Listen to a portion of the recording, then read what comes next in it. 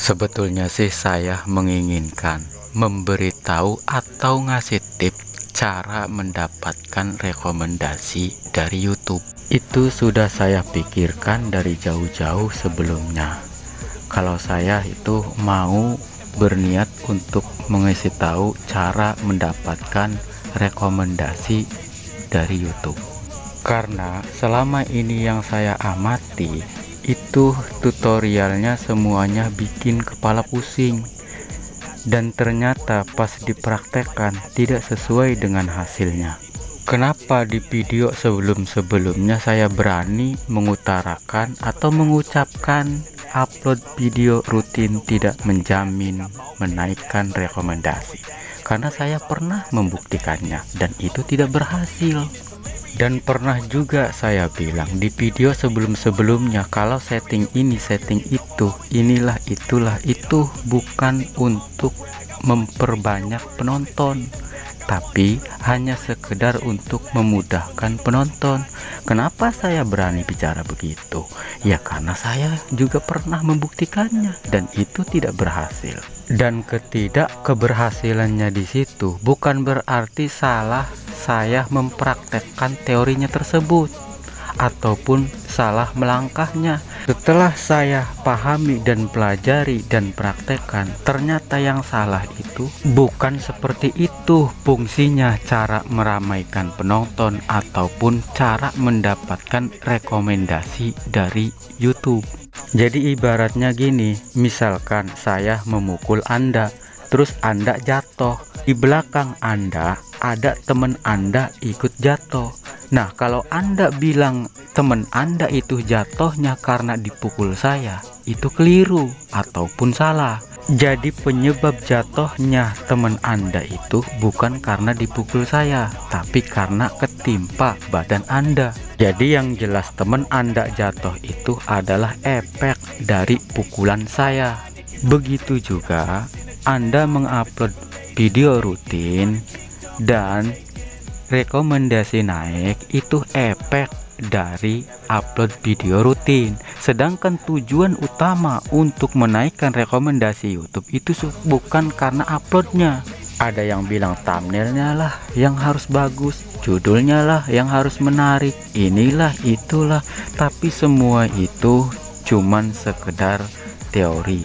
Sedangkan untuk mempraktekkan belum tentu. Karena kesimpulannya, hakim yang terakhirnya itu adalah penonton. Sedangkan penonton, baik dia mau nonton ataupun tidak bisa diganggu gugat. Hak dia pribadi, tidak bisa di ini itu. Terus kalau begitu, upload video, thumbnail, judul segala itu nggak ada kaitannya untuk menaikkan algoritma ataupun rekomendasi YouTube. Iya, kalau masalah bicara tentang berkaitan, ya jelas adalah, bahkan pentinglah berkaitannya. Karena dari judul, thumbnail, dan juga upload rutin itulah perkaitannya dengan penaikan rekomendasi. Cuman penyebabnya bukan itu. Tadi yang saya contohkan masalah saya memukul, jadi jatuhnya teman itu bukan karena dipukul, tapi efek. Jadi naiknya rekomendasi tersebut efek dari judul bagus, thumbnail, upload video rutin, dan yang lain-lainnya. Sedangkan fungsi utama dari judul, thumbnail, upload video rutin, atau apapun itu fungsi utamanya adalah untuk ketertarikan penonton agar menonton. Sedangkan pertanyaan saya, gimana kalau tidak tertarik? Gimana kalau tidak menonton? Sedangkan algoritma itu adanya setelah ditonton, bukan setelah upload atau setelah bagusnya thumbnail. Baiklah, sebelum saya memberitahukan cara mendapatkan rekomendasi dari YouTube, sebaiknya kita pahami terlebih dahulu apa sih algoritma itu, karena sulit juga kalau tidak paham apa itu algoritma. Algoritma YouTube itu apa, Wen? Algoritma YouTube adalah sebuah sistem penyajian video. Jadi setiap hari video yang diupload itu kan banyak. Nah, jadi kalau misalkan video Anda itu masuk kategori algoritma, maka video Anda akan disajikan kepada calon penonton. Kayak ibaratnya kalau anak itu anak tersayang. Fungsi algoritma itu apa, Wen? Fungsi algoritma YouTube itu adalah menyodor-nyodorkan video Anda. Jadi video Anda itu ditawar-tawarkan atau diaju-ajukan ke calon penonton, jadi dibantu oleh YouTube. Terus tujuan algoritma YouTube itu apa, Wen? Tujuannya ada dua. Yang pertama itu membantu menemukan video Anda.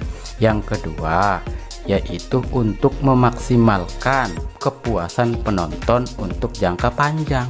Pas awal itu kamu bilang, Wen, katanya ibarat seperti anak tersayang.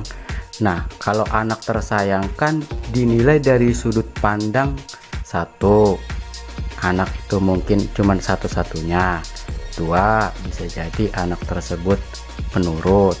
Tiga, bisa juga anak tersebut cantik atau ganteng. Nah, kalau algoritma itu dinilai dari sudut pandang apanya, Wen? Dinilai dari dua arah. Yang pertama pencarian, yang kedua rekomendasi. Mari kita uraikan satu persatu. Yang pertama itu pencarian. Yang berhubungan dengan pencarian atau telusur, pertama judul videonya, kedua deskripsinya, ketiga tagnya. Sedangkan untuk yang direkomendasikan YouTube, pertama adalah kontennya atau videonya. Usahakan videonya itu yang bagus. Bagus di sini maksudnya umum, kayak semisal videonya itu terhindar dari pelanggaran YouTube. Itu masuk kategori. Yang kedua, judul. Selain judul bikinnya yang bagus dan menarik, usahakan bikin judulnya itu sesuai dengan konten. Yang ketiga, deskripsinya.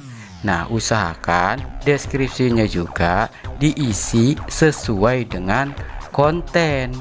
Yang keempat, thumbnailnya. Usahakan thumbnailnya itu baik foto atau tulisan sesuaikan dengan konten.